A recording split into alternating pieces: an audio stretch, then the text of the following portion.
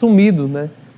A gente vai falar agora da reforma tributária que foi sancionada nesta quinta-feira pelo presidente Lula.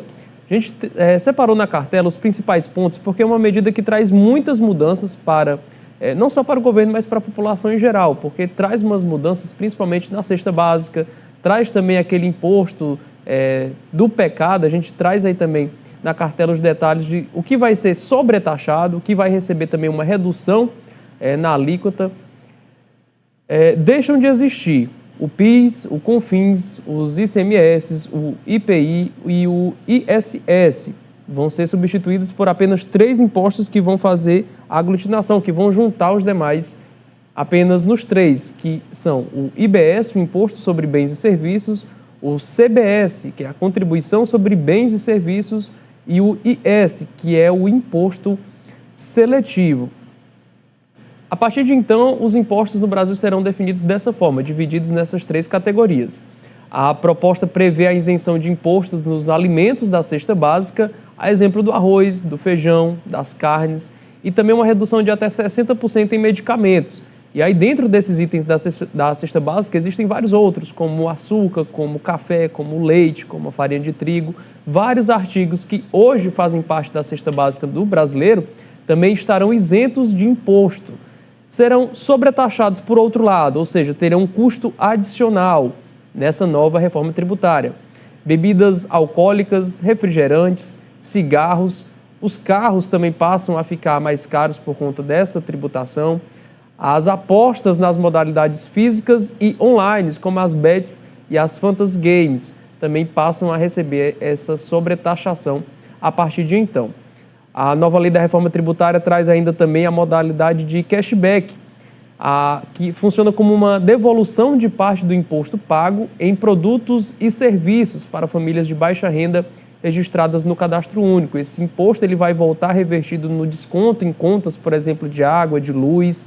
Então vai ter esse cashback para pessoas que estão inscritas no Cadastro Único do governo federal. A transição, quando passa a valer essa nova lei da reforma tributária, não é a partir de 2025.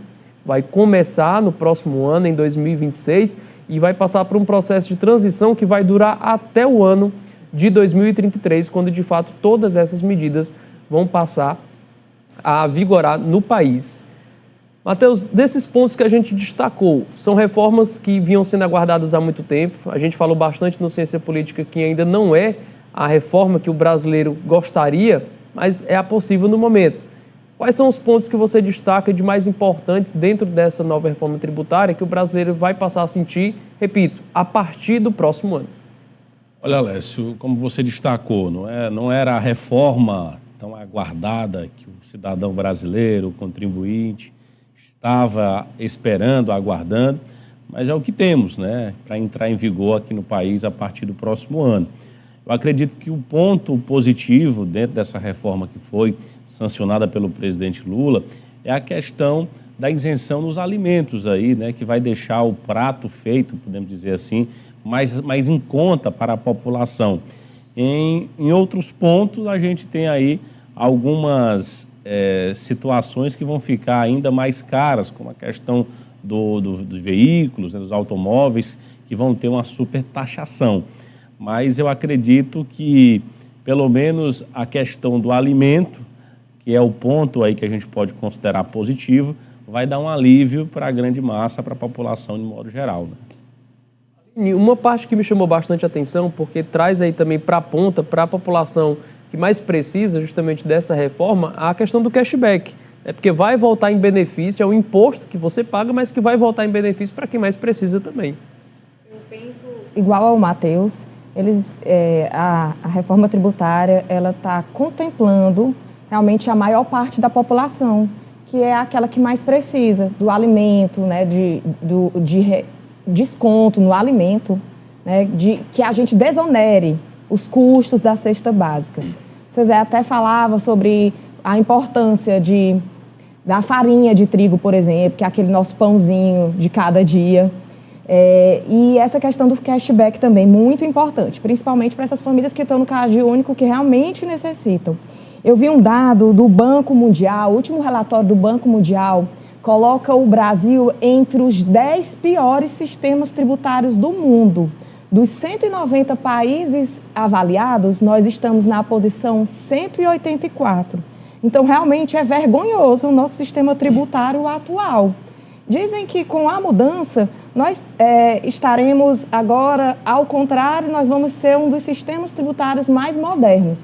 Eu só espero que realmente agora o nosso governo também tenha aprendido a lição e possa também explicar bem direitinho para a população essas mudanças que virão, para que a população possa compreender, para que realmente tenha uma campanha em massa, tanto na TV como em redes sociais, sobre essas mudanças que nós vamos sentir nesse período de transição, nesses próximos anos, e que seja bem explicado, né? E eu também achei bem interessante o imposto do pecado, o imposto seletivo, porque ele colocou aí, Alessio, a questão dos jogos, dos bets, sim, que tanto temos falado esse ano inteiro, né? Teve tanta operação, teve tanta confusão mesmo, principalmente com os influenciadores digitais, envolvendo milhões e milhões.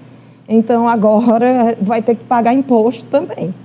E, Kátia, outro ponto que foi muito alvo de desinformação, inclusive de fake news mesmo também, foram as possíveis taxações de vacinas, de remédios, até mesmo para combate a câncer.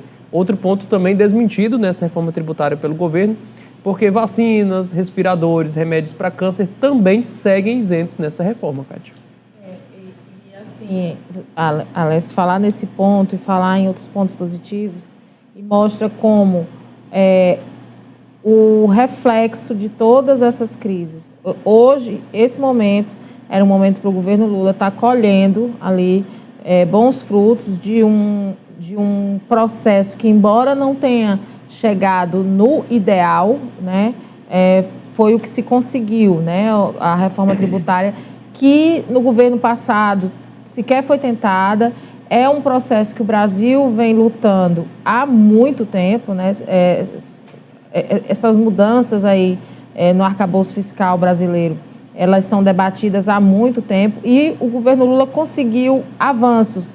No entanto, está aí envolto ainda na questão do PIX, na questão das fake news, na disputa com a direita e a oposição pelas narrativas da internet, na confusão com Mark Zuckerberg e aquela energia, né, que deveria estar sendo desprendida para falar da reforma, ter aí, colher, falar para a população que é um momento importante, não está sendo usada.